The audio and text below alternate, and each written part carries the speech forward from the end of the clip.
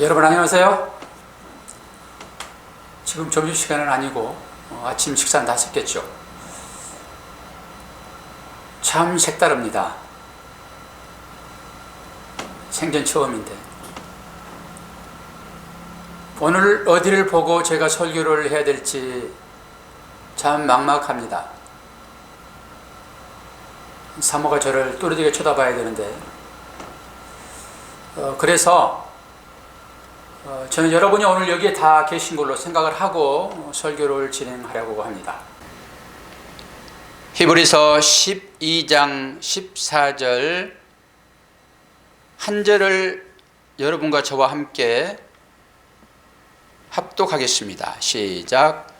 모든 사람과 더불어 화평함과 거룩함을 따르라. 이것이 없이는 아무도 주를 보지 못하리라. 아멘. 여러분 반갑습니다. 샬롬. 여기서 직접 말하는 시간과 여러분이 듣는 시간은 갭이 좀 있습니다.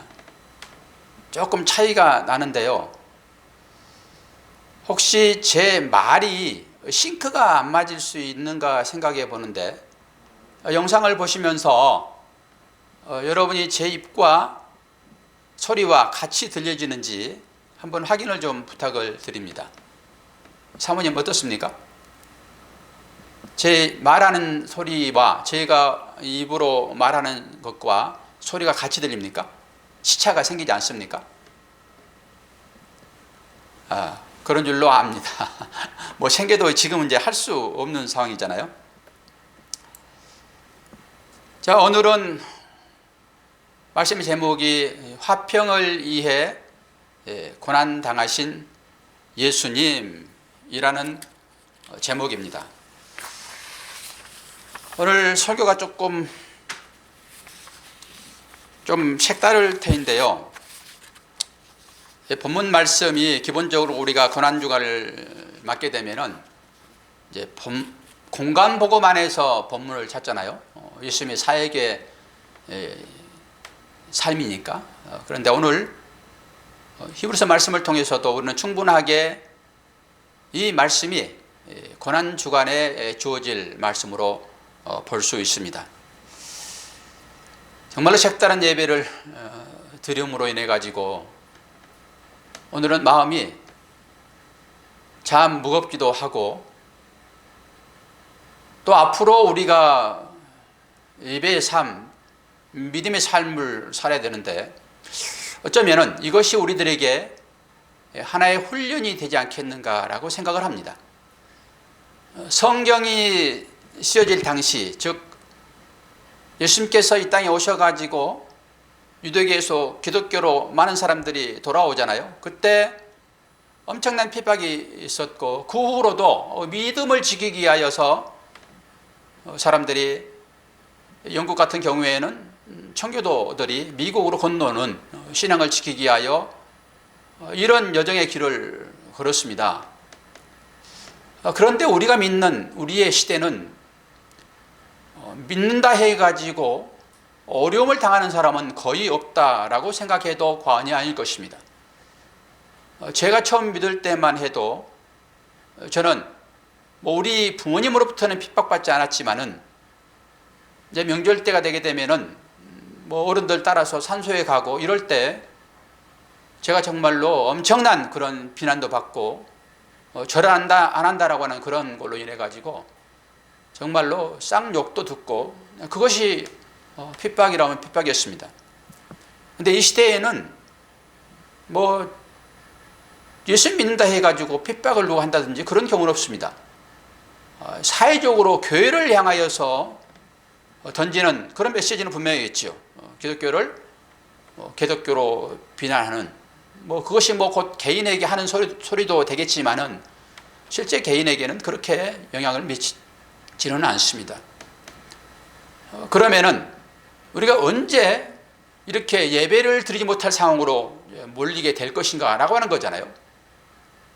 정말로 독재 정권이 들어서고 이 신앙의 자유가 없어지고 법이 바뀌고 그러면서 이제 교회 문이 닫혀지고 핍박이 오고 그럴 때 어떻게 할 것인가? 그때 저는 이러한 방법으로 우리가 믿음을 고수할 수 있다 생각을 합니다. 저는 골방에 들어가서 이렇게 설교를 하고 또 믿음 좋은 그런 성도님들은 또 골방에서 인터넷으로 이렇게 영상 예배로 함께 예배 참여하는 이런 시대가 돌아오지 않으리라 보장이 없습니다. 만약에 그때 이런 식으로 인터넷이 발달하고 누구나 이렇게 온라인상에서 예배할 수 있다 하게 되면은 예배드린데 번거로움은 없었을 것입니다.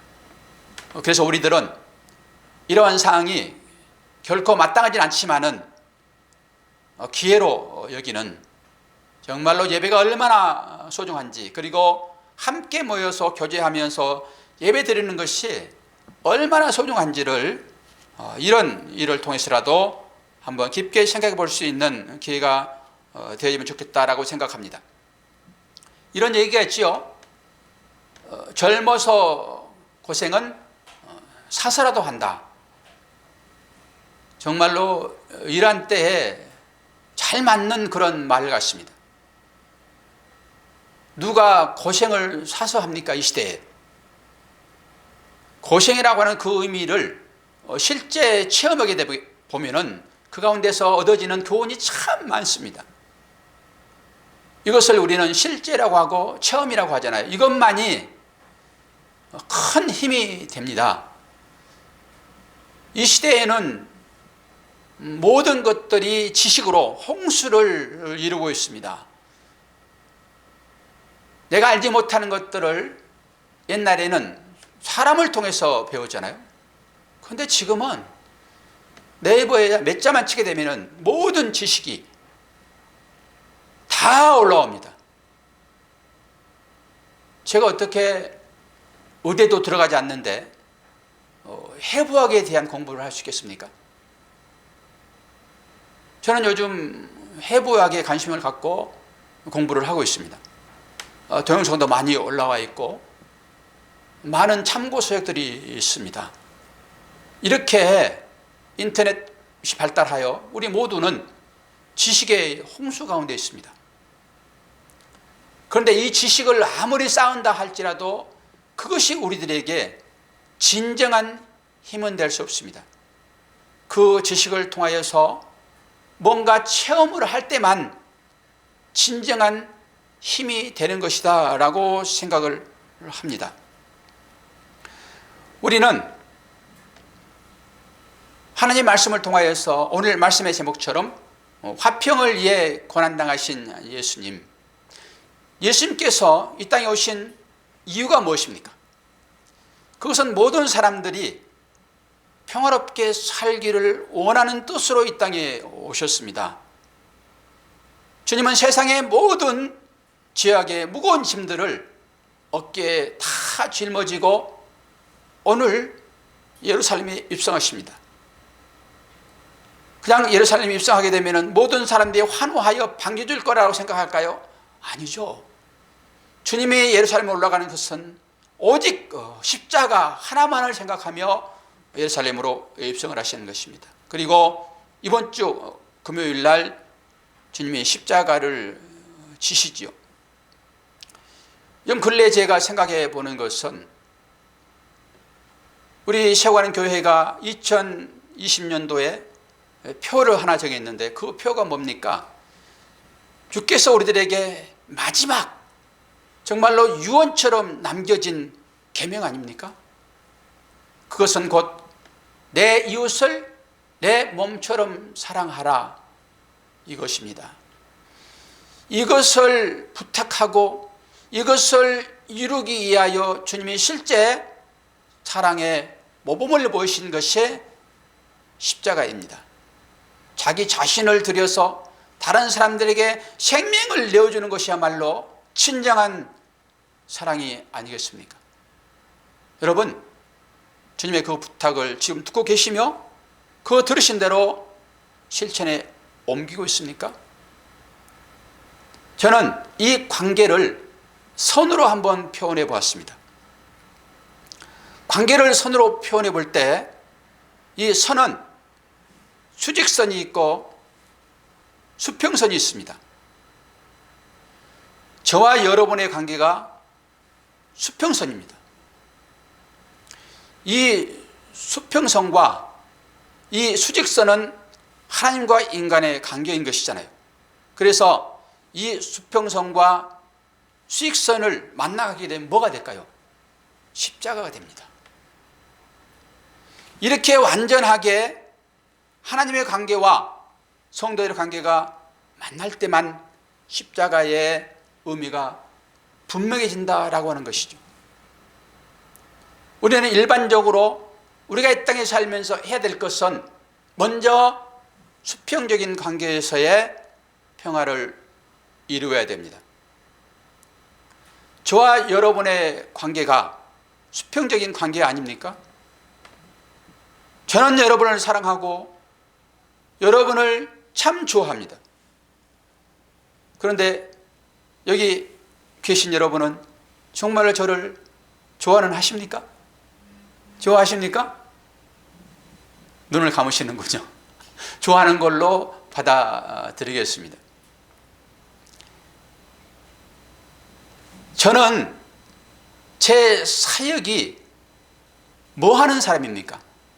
말을 하는 사람입니다.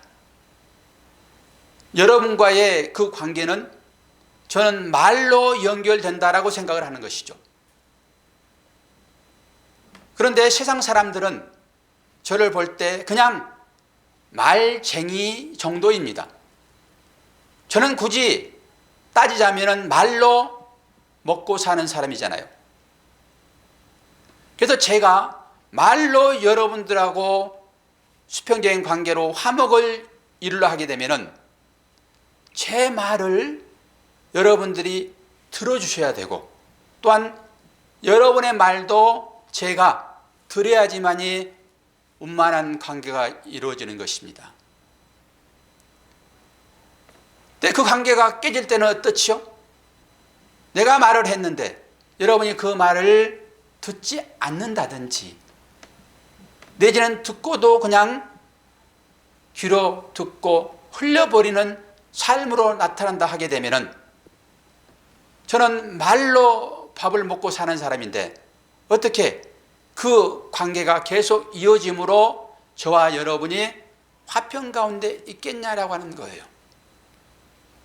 그런 측면에서 생각해 보건대 저는 설교자로서 여러분들에게 하나님 말씀을 전한다고 열심히 전하는데 때로는 듣고 행함으로 나오기도 하지만은 많은 부분 지나고 나면은 죄를 통해서 들려진 하나님 말씀이 온데간데 없는 것으로 비춰질 때 과연 제가 여러분과 관계를 계속 할 수 있는 힘이 나한테 남아있는가라고 어제는 생각을 해보았습니다. 우리는 하나님께서 말씀하신 대로 주님이 이 고난중을 통해 가지고 십자가를 지시기 위하여 예루살렘에 입성하신 것은 결론적으로 우리 사람들 가운데 화평을 이루게 한 것으로 그 일을 감당하셨습니다. 그런데 한번 생각해 보십시오. 여러분 주위에 주님이 원하시는 삶으로 화평이 과연 이루어지고 있는가라고 하는 거예요. 부부간에도 마찬가지고 자녀간에도 마찬가지고 또는 이웃간에도 마찬가지고 과연 주님이 원하실 만한 목숨을 바쳐서 그 일을 이루시고자 하는 그 뜻이 우리들의 삶 가운데 과연 있냐라고 하는 질문을 하지 않을 수 없습니다. 그럼 왜 그러한 일들이 잘 이루어지고 있지 않는가라고 하는 거예요. 그것은 곧 하나님과의 나와 관계, 하나님과 여러분들 관계가 이것은 수직적인 관계인데 이것이 회복되지 않으면 절대적으로 수평적인 관계는 일시적으로 원만일 수 있지만은 영구적이 될 수 없습니다. 그래서 저는 주께서 말씀하신 대로 그것을 이루기 위하여 계속적으로 이 단에 서서 말씀을 드리고 있는 것입니다. 여러분, 내 이웃을 내 몸처럼 사랑하십시오. 그러나 이것은 곧 하나님과 나와의 관계, 이 관계가 온전히 화평되지 않으면, 화목함으로 이루어지지 않으면 이 관계는 사상 누각이라 할 수밖에 없습니다.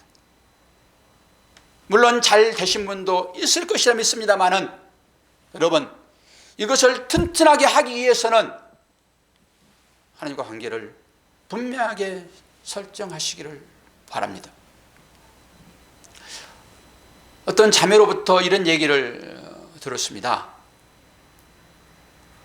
지금까지 24, 5년 정도 하나님을 믿었는데 가만히 생각해 보니까 하나님께로부터 받은 것이 한 개도 없더라라고 하는 고백입니다.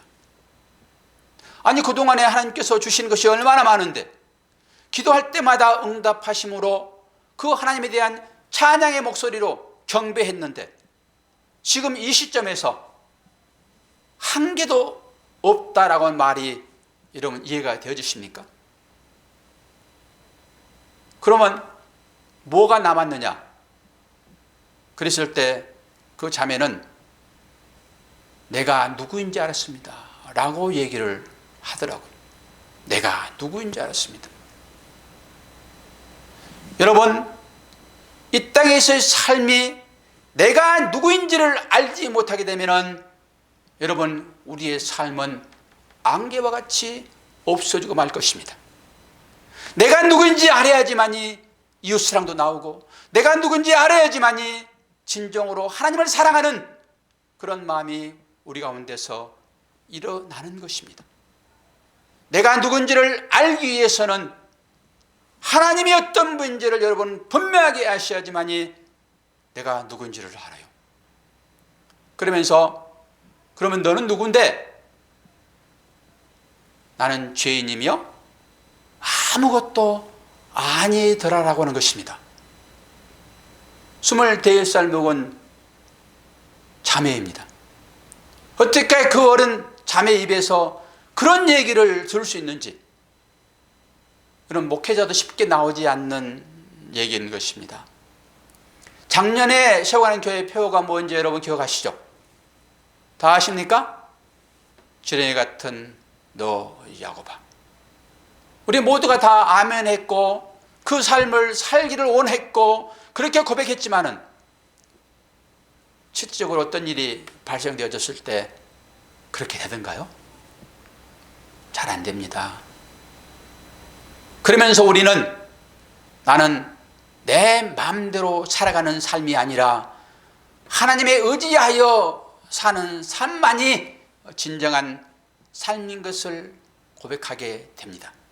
참으로 깊은 의미가 거기에 들어 있습니다. 저는 저의 사역이 그래서 온전한 사랑을 이루기 위한 것으로 여러분의 삶을 도와드려야 되는데 어떻게 할 것인가? 이것은 한 가지밖에 없습니다. 하나님과 관계를 원만하게 하기 위한 것으로 저는 가교 역할을 하는 것입니다. 하나님과 여러분들이 이어지는 그 평화의 관계로 갈 수 있도록 저는 온 힘을 다하여서 그 사역을 감당하는 것이 이 땅 가운데 저에게 맡겨진 사역입니다. 왜 저라고 힘들지 않겠습니까? 아무리 연구하고 정말로 사람을 변화시키고자 열심히 설교하는데도 불구하고 어떤 상황이 발생되게 되면은 믿음은 온데간데 없이 그냥 예전의 모습으로 그냥 돌아와 버리는 저를 비롯한 여러분의 삶을 보면서 야, 이 사역을 계속해야 되는가 라고 하는 생각을 했습니다. 그런데 제가 늘 생각하는 말씀이 하나 있습니다.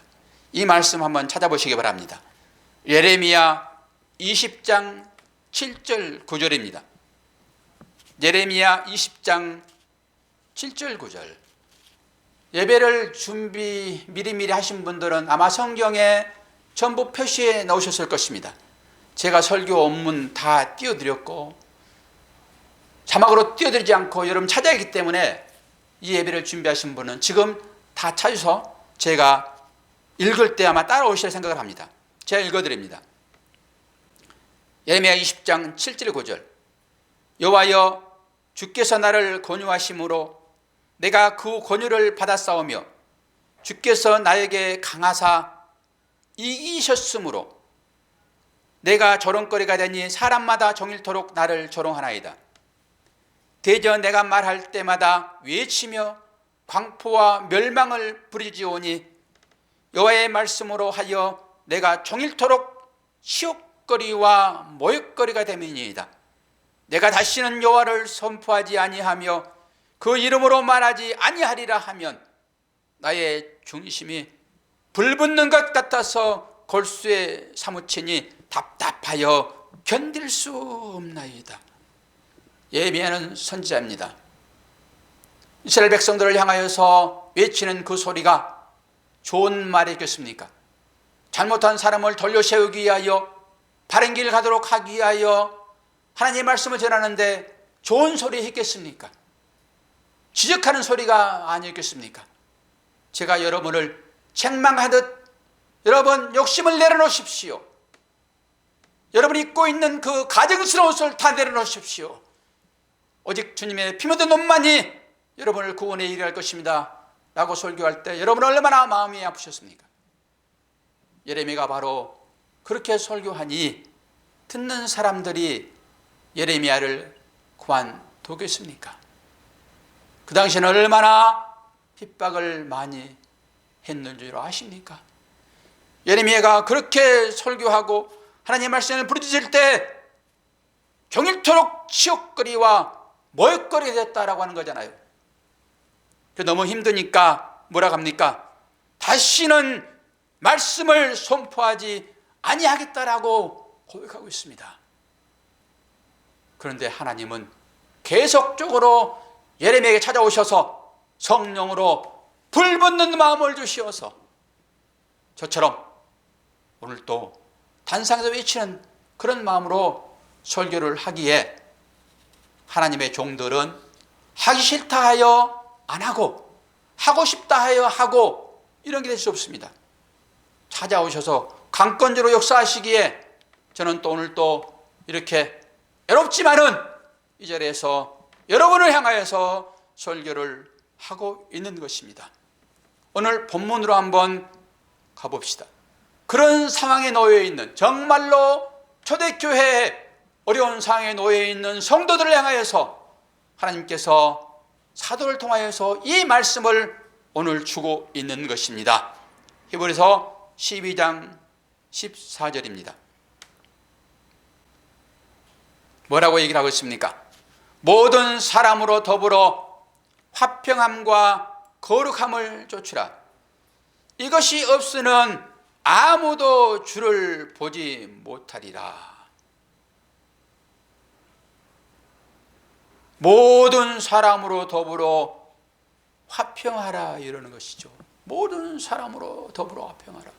내 마음에 들고 나를 좋아하고 그런 사람만 사랑하고 그런 사람만 위하는 것이 아니라 모든 사람, 여기에는 그리스도를 믿는 사람을 상징한다고 보셔야 돼요. 하나님을 믿지 않는 사람들, 우리를 대적하는 사람들, 그 사람들을 다 품고 우리는 그들을 포용할 힘이 없습니다. 하나님을 믿는 자녀들, 그들이 비록 낮고 빛이 나고 연약한다 할지라도 그들을 가슴으로 품고 그들과 화평하며 그들과 함께 거룩함을 쫓으라.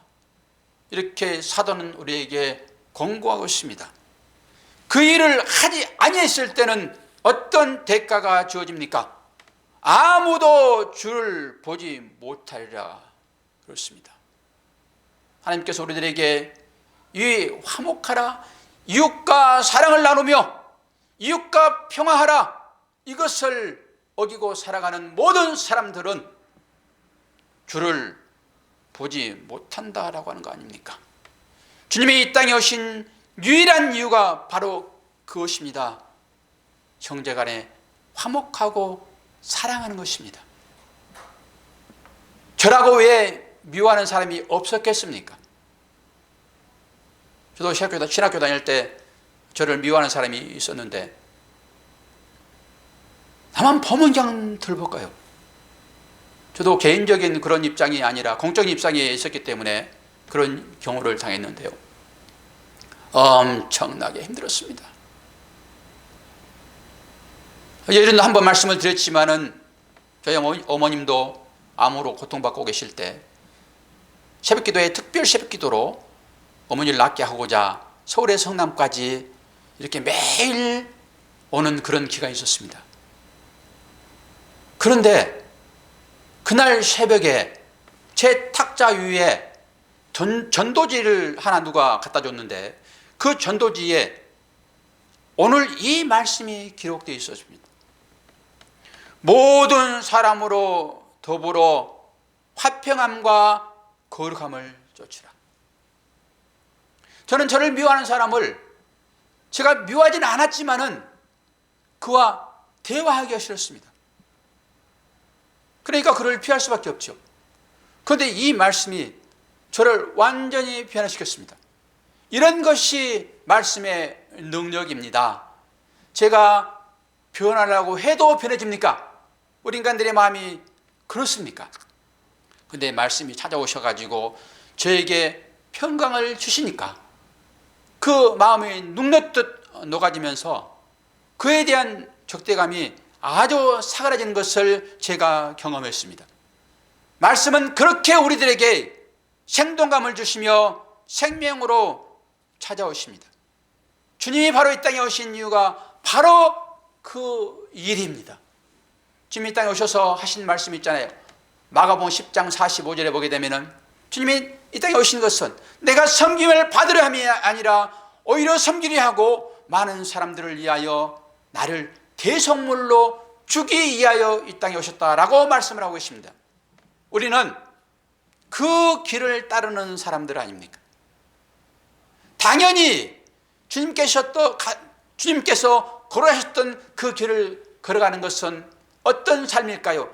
평안한 삶일까요? 어려운 삶일까요? 당연히 어려운 삶을 살아가게 되어 있습니다.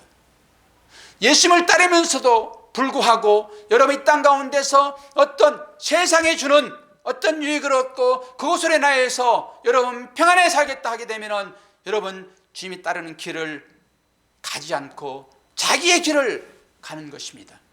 자기의 길을 가는 사람이 어떻게 이웃을 내 몸처럼 사랑할 수가 있겠습니까?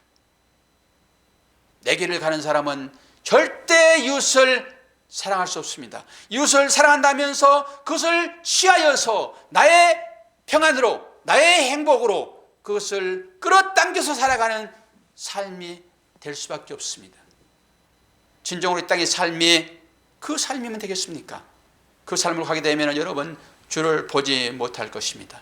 나를 희생해서 상대의 기쁨을 주는 그 삶이야말로 주님이 이 땅에 오신 유일한 목적인 것입니다.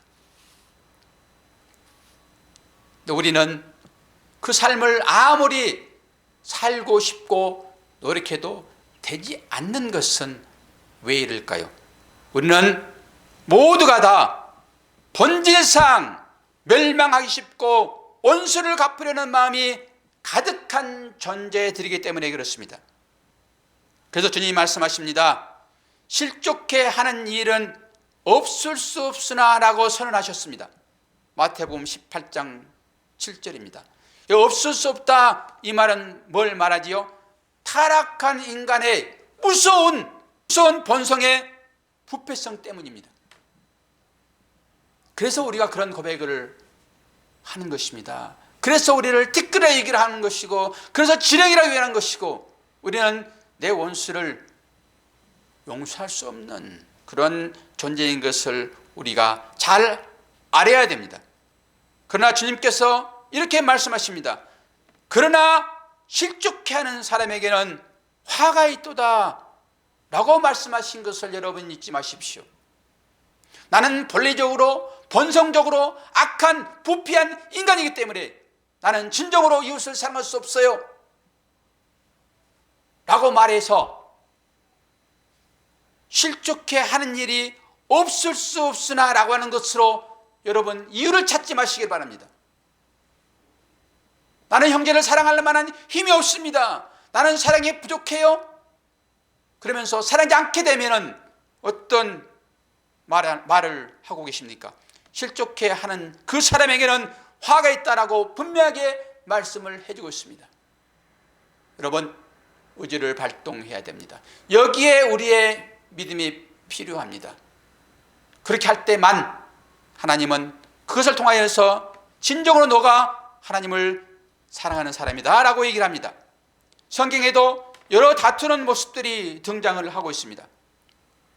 아브라함의 목자와 조카 요셉 목자가 다툼으로 인해 가지고 아브라함이 결국 헤어지게 되잖아요. 바울과 바나바도 그 다툼으로 인하여서 원수처럼 되지 않았습니까? 아무리 피를 낳는 형제라도 우리는 다툴 수 있습니다. 그러나 그 다툼이 결국 우리를 멀어지게 하는 관계로 인도한다라고 하는 것이죠. 그래서 이 다툼, 이 멀어지게 하는 것을 막기 위하여 우리가 뭐가 필요합니까? 우리들에게 그리스도로부터 주어지는 내면의 평안이 필요하다라고 하는 것입니다. 화평을 위해 고난당하신 주님, 그분이 이 땅에 오셔가지고 그 일을 하신 것은 우리의 마음을 평안한 마음으로 바꿔내기 위하여 주님이 십자가를 지셨다라고 하는 거예요. 여러분, 환경만을 바라보지 마십시오. 환경을 이길 수 있는 것은 환경이 아니라 우리의 마음인 것을 여러분 체험하셔야 됩니다. 마음이 변하게 되면 환경은 충분하게 뛰어넘을 수 있습니다. 왜 인간이 이렇게 변해버렸습니까? 예레미야 17장 9절을 보시기 바랍니다. 예레미야 17장 9절 보니까 만물보다 거짓되고 심히 부패한 것은 마음이라 누가 능히 이를 알려마는. 성경이 예언하고 있습니다. 우리 인간의 마음이라고 하는 것은 뭐라고 합니까? 만물보다 거짓되고 심히 부패한 것이라 얘기를 하고 있습니다. 하나님께서 취해주지 않으면 우리는 하나님과 관계를 바르게 설정할 수도 없고 이웃과의 관계도 절대 평화로 나타날 수가 없습니다. 왜 그렇습니까? 근본적으로 인간은 부패하고 거짓됐다라고 하는 거예요. 하나님께서 우리 인간을 어떻게 창조했는지 먼저 한번 보도록 하겠습니다. 창세기 1장 26절에서 28절을 봅니다. 창세기 1장 26절에서 28절 빨리빨리 찾지 못하신 분들은 귀를 여시고 우왕좌왕되지 마시고 따라오시길 바랍니다.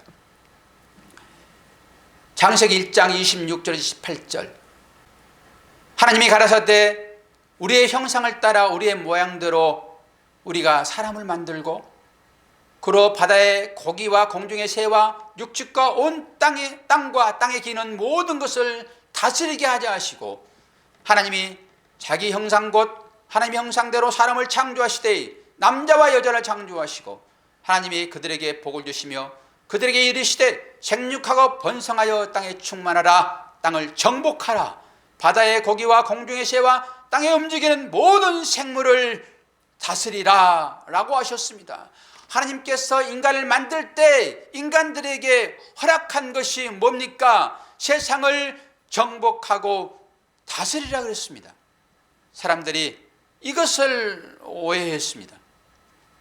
창조의 질서대로 보존하고 그것을 화평하게 하고 내 이웃을 사랑한 것처럼 그 자연 만물도 그러한 방법으로 우리가 관리하고 그들을 다스려야 되는데 정복하고 다스리라 그 말을 오해해가지고 이 시대에 우리가 지금 예배도 제대로 드리지 못하는 이 상황으로 오고 말았다라고 하는 거 아닙니까? 사랑해야 할 짐승들을, 사랑해야 할 이웃들을, 사랑해야 할 동물들을 인간의 욕심을 채우기 위하여 마구마구 먹어버리는 것으로 인하여서 지금 괴질이 발생했고 온 세계가 이것 때문에 지금 발칵 뒤집어지지 않았습니까? 인간들의 오만함입니다. 왜 이런 일이 발생했을까요? 하나님과의 관계가 멀어졌기 때문에 그래요. 이 관계를 회복하지 않으면 동물 사랑, 자연 사랑, 이웃 사랑은 하나의 구애에 그치고 말 것입니다. 물론 그렇게 하자라고 얘기를 하겠지만은 진정으로 하나님의 관계가 바르게 설정되지 않으면 절대적으로 이것을 이룰 수 없는 것이 인간이다라고 하는 것을 아셔야 되는 것입니다. 그래서 그 청년이 그동안 내가 신앙생활 하면서 그렇게 하나님께 구하여 많은 것을 받았지만은 이제 생각해 보니까 아무것도 받은 게 없더라라고 하는, 내가 누구인지를 깨달았다라고 하는 거 아닙니까? 내가 아무리 좋은 말을 하고 할지라도 내 가운데 나오는 것은 저주밖에 나오지 않더라라고 하는 거예요. 그래서 그런 사람들이 어떻게 살았습니까? 창세기 6장 2절을 봅니다. 하나님의 아들들이 사람의 딸들의 아름다움을 보고 자기들이 좋아하는 모든 자로 아내를 삼는지라. 하나님을 떠난 사람들의 특색입니다. 이게 하나님의 아들들을 하게 되면 어떤 사람들입니까? 믿음의 사람들 아닙니까? 거듭나서 하나님의 뜻대로 살아가고자 하는 십자가의 길을 묵묵히 걷고자 하는 그런 사람들이 사람들의 딸의 아름다움, 이것은 세상 가치를 두고 얘기를 합니다. 하나님의 아들들이 믿음의 삶을 살아가는 자들이 늘 섬기고 화평하고 이웃을 사랑해야 할, 자기 것을 주고 퍼서 이웃에게 풍족함을 줘야 할 사람들이 그런 가치로 낮은 자리에서 삶을 살지 아니하고 십자가의 길을 묵묵히 인내하면서 걸어가지 아니하고 세상 것에 마음을 빼앗겨서 세상 가치로 그것을 목적하여 살아가는 사람들, 그 사람들을 지금 얘기를 하고 있습니다. 저와 여러분이 여기에 소용돼요? 아니라고 여러분 변명하지 마십시오. 이렇게 고백할 때만 마지막에 나는 죄인입니다 라는 고백을 할 수 있게 돼요. 결과가 어떻게 되었습니까? 창세기 7장 23절입니다. 결과가 이렇게 되었습니다. 하나님의 뜻을 따르지 아니하고 지 맘대로 제 욕심 부리며 살아갔던 사람들, 이웃을 내 몸처럼 살아가지 않던 사람들의 결과가 어떻게 됐습니까? 창세기 7장 23절. 지면의 모든 생물을 쓸어버리시니 곧 사람과 짐승과 기는 것과 공중의 새까지라. 이들은 땅에서 쓸어버림을 당하였으되 홀로 노아와 그와 함께 방주에 있던 자만 남았더라. 여기 방주가 테바이며 모세가 살았던 갈대 상자입니다. 이 방주와 갈대 상자는 뭘 얘기하고 있지요? 예수님의 십자가를 상징하고 있습니다. 이 십자가를 붙드는 사람만 살게 되었다라고 한 것 아닙니까? 이 시대에 얼마나 많은 사람들이 십자가를 버리고 자기의 뜻을 쫓아서 신앙생활하고 있습니까? 이런 사람들은 결국 창세기 7장 23절에 나와 있는 것처럼 마지막 때에 이렇게 쓸어버림을 당하게 될 것입니다. 이 안타까움 때문에 하나님의 택한 자들이 이웃을 사랑하며 섬기며 인내하며 고난을 극복하고 살아가야 할 하나님의 자녀들이 자기 욕심을 쫓아서 세상 딸들과 희낙낙거리는 이것이 너무 안타까워서 주님이 그들을 구원해내기 위하여 이 고난주간에 우리들에게 십자가로 찾아오신 것입니다. 골로새서 1장 22절을 보겠습니다. 골로새서 1장 22절. 죽음으로 말미암아 화목해 하사 너희를 거룩하고 흠없고 책망할 것이 없는 자로 그 앞에 세우고자 하셨으니, 주님께서 죽으시면서 우리에게 뭘 주시기 한다라고 하고 있습니까? 화목이요, 화목. 십자가는 그거 외에 없습니다. 오직 화목하기 위하여, 화평하기 위하여 하나님께서 우리들에게 주신 아주 가치 있는 선물, 그것이 여러분 십자가입니다. 그런데 그들에게 주님이 분명하게 우리에게 말씀으로 다시 한번 새로운 계명으로 명령하고 있습니다. 이 명령을 여러분 잘 새겨 들으셔야 됩니다. 고린도후서 5장 18절. 우리를 자기와 화목하게 하시고 또 우리에게 화목하게 하는 직책을 주셨으니, 우리의 맡겨진 직분이 바로 이런 것입니다. 저는 목사로, 여러분은 장로로 내지는 안수집사로, 권사로, 여러분 집사로, 평신도로, 이 모든 것들은 다 우리에게 허락된 직책인 것입니다. 이 모든 직책은 오직 하나, 뭐 하기 위한 거라고요? 화목하게 하는 것입니다. 여러분 어떤 방법으로 하나님을 사랑하겠습니까? 어떤 방법으로 하나님과의 관계를 원만하게 하겠습니까? 오직 그것은 이웃을 사랑하는 것으로 가는 것입니다. 우리는 기도할 때 하나님의 뜻을 묻는 것으로 기도한다라고 제가 말씀을 드리잖아요. 어떤 것이 바른 기도입니까? 하나님의 마음을 아는 것입니다. 이것이 참 기도입니다 라고 제가 역사를 하잖아요. 여러분 어떻게 해서 하나님의 마음을 알겠습니까? 하나님이 찾아오셔가지고 어떤 마음을 주셔야지만 여러분 그것이 하나님 마음이라고 생각하겠습니까? 이웃을 사랑하십시오. 그러면 여러분 분명하고 선명하게 하나님 마음을 아는 것일 뿐만 아니라 하나님의 음성을 듣는 사람들이라고 제가 감히 말씀드릴 수 있습니다.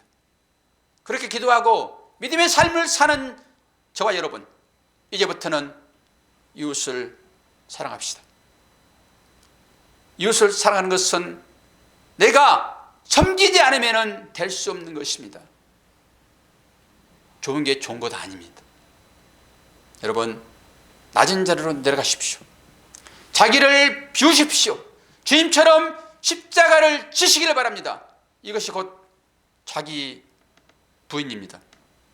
이렇게 사는 사람들만이 마지막 주님의 얼굴을 대면하는 그런 축복을 얻게 될 것입니다. 이번 주간이 고난의 주간입니다.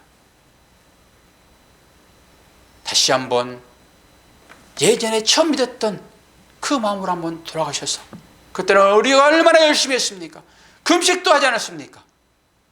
그런 마음을 여러분 회복하셔서 2020년도에는 우리가 정말로 성전문이 닫혀지는 그런 상황이 올지도 모르는데 정말 심각하게 다시 한번 믿음을 고쳐 세우는 저와 여러분이 되기를 축원합니다. 기도하겠습니다. 하나님 아버지, 하나님의 사랑과 은혜를 감사합니다. 고난주간을 보내면서 진정 이 목회자의 심정 가운데 아무도 없이 사모와 둘 썰렁하게 예배드리는 이 모습이 종에게는 엄청난 고난이며 십자가입니다.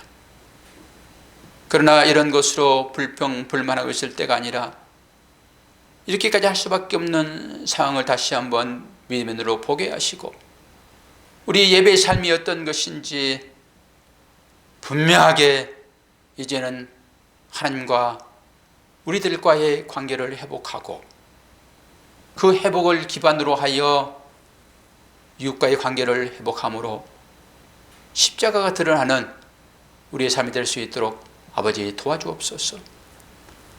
오늘도 부모를 따라 예전 독자적으로 주일학교 우리 학생들도 함께 예배합니다.